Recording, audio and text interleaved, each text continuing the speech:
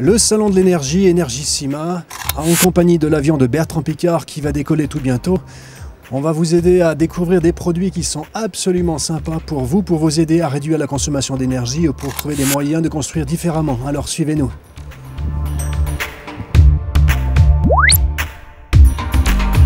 C'est une magnifique éolienne qu'on voit ici. Pour qui s'adresse-t-elle?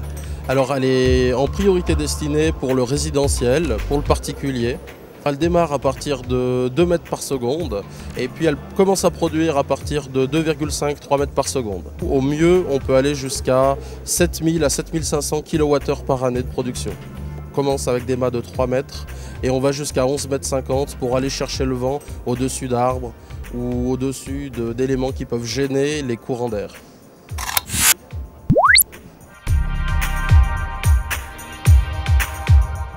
Je vous présente une tondeuse automatique à gazon qui coupe votre gazon avec l'énergie solaire et électrique.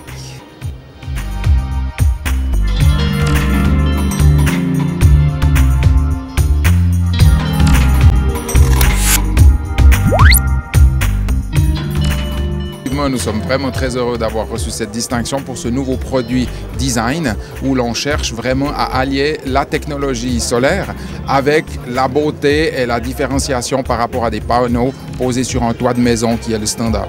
Donc là, on a une fonction de parasol qui crée de l'ombrage, qui crée un climat convivial et plus dessus, sur le parasol, vous avez des panneaux solaires qui soit vous créent de l'eau chaude pour chauffer des piscines ou des spas ou l'eau chaude sanitaire de la maison ou alors équipés de panneaux photovoltaïques pour produire de l'électricité.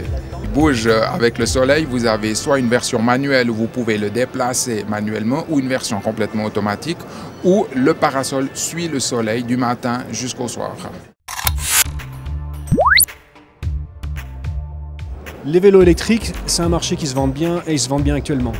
Ils se vendent très bien actuellement, ouais, c'est un marché qui explose presque. Avec la technique de batterie actuelle, on arrive à 60-70 km, ça dépend un peu de la topographie. Quelles seront les prochaines innovations qu'on pourra voir dans le vélo électrique?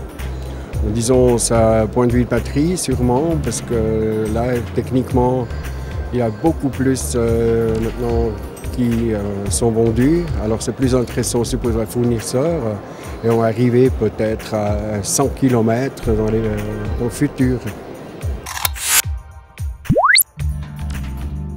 L'avantage des installations en bois déchiqueté, c'est que l'approvisionnement est vraiment assuré dans des grands volumes parce que tout simplement c'est des sous-produits forestiers.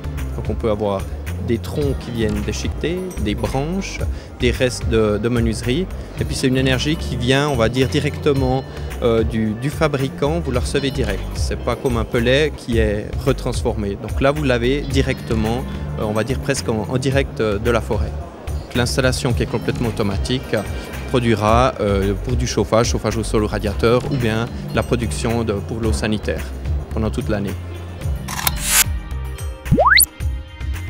La Banque Alternative a mis sur pied son propre outil d'analyse de la construction durable qui va beaucoup plus loin que tous les autres outils des autres établissements, qui va attribuer des notes à 5 critères principaux qui sont le critère de l'énergie, qui sont ensuite le critère de l'écobiologie, le critère de l'implantation, le critère de la flexibilité d'usage et puis le coût aussi. On va additionner les points obtenus et plus la construction va obtenir des points, plus elle va obtenir une bonne note, respectivement elle va obtenir un abattement de taux important. Donc vous favorisez avec votre banque toutes les maisons, toutes les fabrications qui sont faites de manière durable et respectueuse de l'environnement. Absolument, c'est le but recherché. Monsieur Schwartz, expliquez-nous les caractéristiques de cette fabuleuse voiture électrique. Tout à fait. Il s'agit de la toute première voiture électrique que nous présentons ici en première mondiale au salon Energissima de Fribourg. C'est un proto à châssis carbone qui est motorisé par 2 moteurs électriques de 100 kW chacun et qui va pouvoir faire le 0 à 100 en moins de 4 secondes et atteindre une vitesse de pointe de 275 km/h. Entièrement électrique. Elle est entièrement électrique, il n'y a pas de moteur à combustion. Les batteries que nous embarquons sont des batteries lithium-ion qui vont pouvoir se recharger par énergie solaire, pas par les petits panneaux que vous voyez sur la voiture, mais par des grands panneaux que nous allons avoir sur le camion de course qui transporte la voiture, qui elles après vont donner l'énergie suffisante à la voiture pour faire des courses de 30 à 45 minutes en peloton, sprint, sur tous les circuits du monde. Et je crois savoir que vous allez commercialiser quelques voitures qui sont dans ce type-là. Tout à fait. L'idée, c'est de faire une série monotype entièrement électrique pour montrer que en fait, la voiture électrique, c'est pas simplement du chariot de golf amélioré ou des trucs qui sont très jolis mais qui marchent pas très longtemps, mais qu'on peut, avec une voiture de course électrique, avoir exactement les mêmes performances, voire mieux qu'une voiture de course thermique. Et nous projetons de faire une petite série de 20 à 25 voitures en 2010 pour ce fameux championnat monotype des Green GT. Il s'agit d'une isolation qui est en papier. Dites-moi en plus. Alors c'est du papier de journal recyclé qui ne brûle pas, qui ne laisse pas rentrer les souris, qui ne vieillit pas en fait, parce que c'est un papier traité, et puis donc qui n'est pas combustible tout simplement. C'est un produit isolant comme les autres, c'est une alternative très écologique, vu que c'est de la récupération de papier de journal qu'autrement serait réutilisé pour faire du papier ou bien brûlé. Donc au niveau de la performance, c'est quasiment similaire à une laine de verre ou bien une laine de pierre.